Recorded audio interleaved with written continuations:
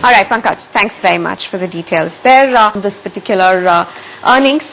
Meanwhile, Biocon has just released its earnings a little while back, and we were just speaking, we were hearing out Ms. Mazumdar Shaw giving out some more details, and she's right now on the channel giving us more details about their quarterly performance. Ms. Shaw, good morning. Thanks very much for speaking to NDTV Profit.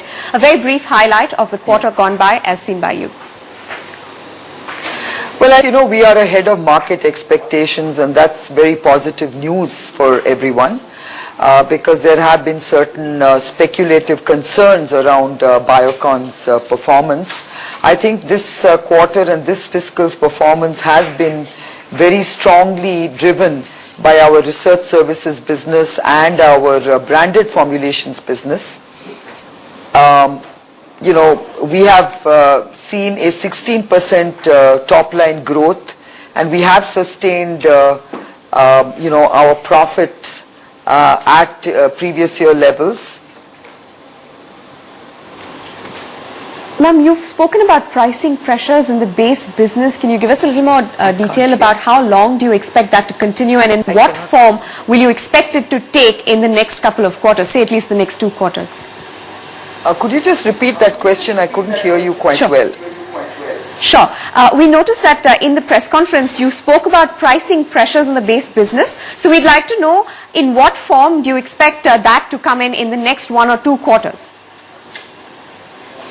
I didn't quite do pricing pressures. I just said that, we have in the past and in many of our business verticals, we have been facing a commoditizing vulnerability, which we want to now shift to a much more sustainable quality of earnings going forward. Our APIs business certainly is something that is pro-commoditization, and we are trying to see how we can basically look at a better product mix that allows us to move away from that vulnerability. On the other hand, we are also moving up the value chain going forward. As you know, we have actually indicated that we will move to select ANDAs and 505(b)(2) programs going forward.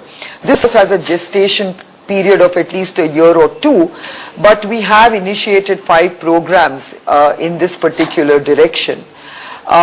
I think what is important for me to mention here is that our research services business, which was also very vulnerable to commoditization, has seen a sharp turnaround. We have invested in value-added integrated offerings, and as you can see, this is really paying off for us, Right. This fiscal and going forward. Ma'am, how much of licensing income have you booked in this quarter? Well, licensing income has certainly been a dampener for us. If you look at the net licensing income that we have taken on board this year is only 39 crores compared to 99 crores last fiscal. There's a hit of almost 60 crores in licensing income at a net level. So I think this is not something that has really contributed to our growth this year. In fact, it has impacted our growth.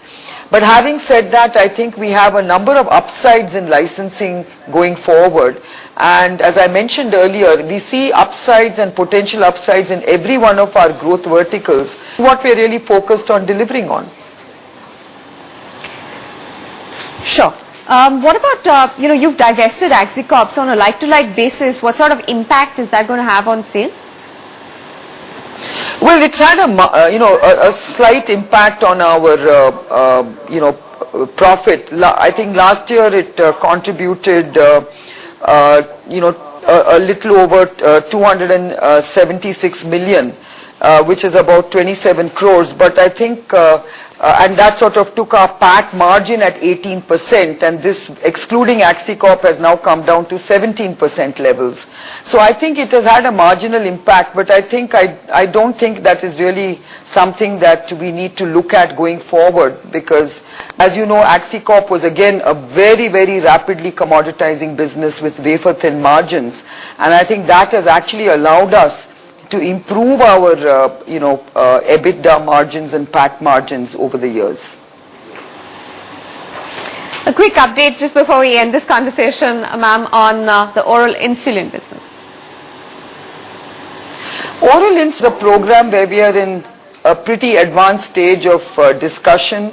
I mentioned last year that even if, once we announce a licensing opportunity for this asset, it is going to be a back-ended licensing arrangement because of the placebo effect, where we need to prove certain things before the real big licensing income kicks in.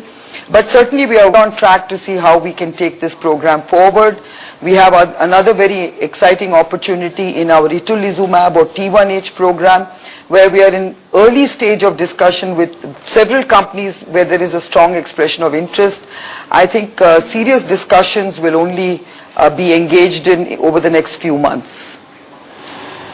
So we're likely to hear some movements front in the next quarter?